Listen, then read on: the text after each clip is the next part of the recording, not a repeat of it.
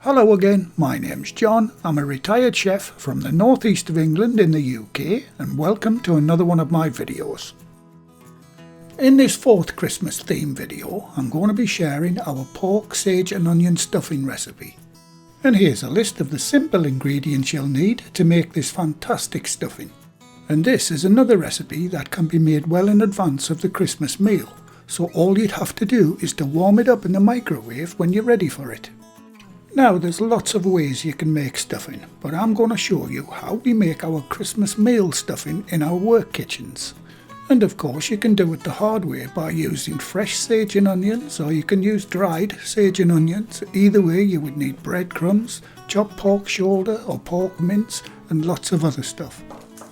But all we use is this easily available dried sage and onion stuffing mix as the base for the stuffing, as it has all the flavours we need in one small 170 gram sachet. You'll also need 700 grams, that's 1.5 pound of sausage. I'm using pork. 400 grams, that's 14 ounces of beef or chicken stock. 80 grams of butter and salt and pepper.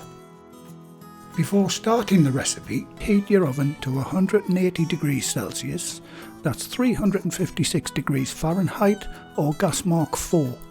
I'm setting mine to 160 Celsius as my oven is fan assisted and it runs about 20 degrees Celsius hotter than indicated on the dial. Right, first job is to get the stock on the stove. I'm using some beef gravy that I had left, but you can use chicken stock if you have it. If you haven't got any meat stock, just use a couple of stock cubes dissolved in 400 ml of water. Now you can buy your sausage meat separate, but using links of sausage like I'm doing, we find it works out a lot cheaper, and it only takes a couple of minutes to remove the meat from the skins. Plus you can use your favourite sausages to make this stuffing. And like I said earlier, I'm using pork sausage for this recipe, but you can use beef, chicken or turkey sausage, whatever you want. And if you want to make it a vegetarian stuffing, just use Quorn sausage and change the meat stock to a vegetable stock.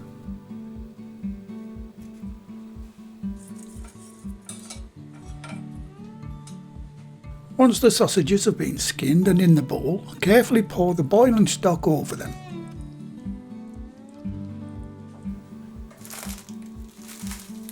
Next, I'll add the packet of sage and onion stuffing mix and I'll mash that all together.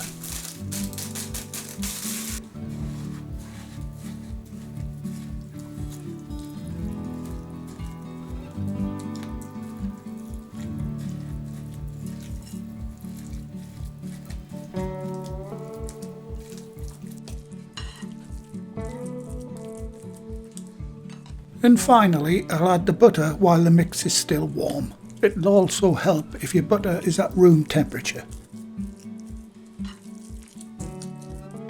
Now I'll give that a good mix and then I'll add a 1/4 teaspoon of salt and a good helping of freshly ground black pepper.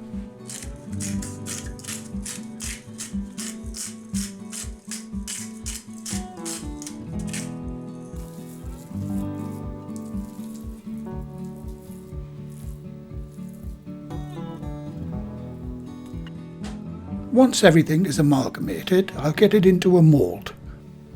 I'm using this 2-pound silicone loaf pan, but you can use any mould as long as it's big enough. There's quite a bit of stuffing in this recipe, easily enough for 8 to 10 people.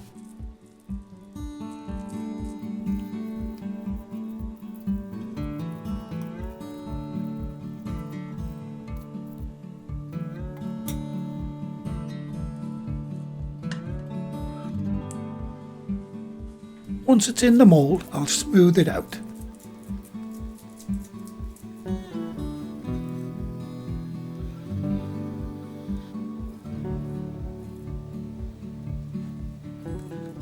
And to prevent the top from drying out in the oven, I'll place a piece of greased foil over the surface.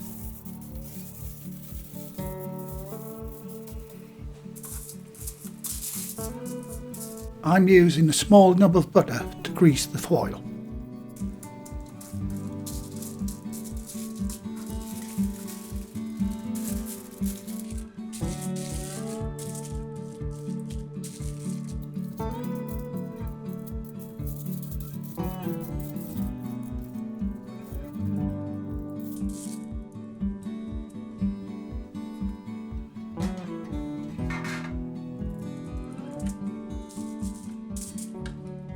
Once that's done, I'll place the loaf pan onto a baking tray so it's easier to lift in and out, and get it into the preheated oven and set the timer for 45 minutes.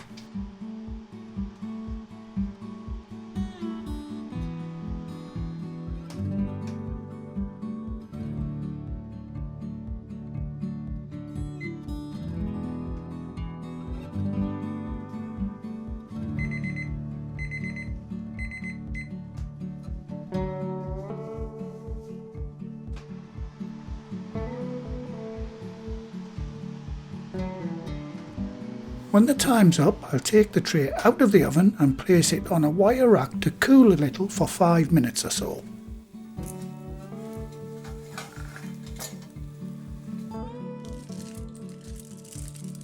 After a few minutes, when the initial heat has reduced a little, I'll carefully peel back the foil, and then I'll get it out of the loaf pan and onto the baking tray. Cover it with a little foil and let it cool completely.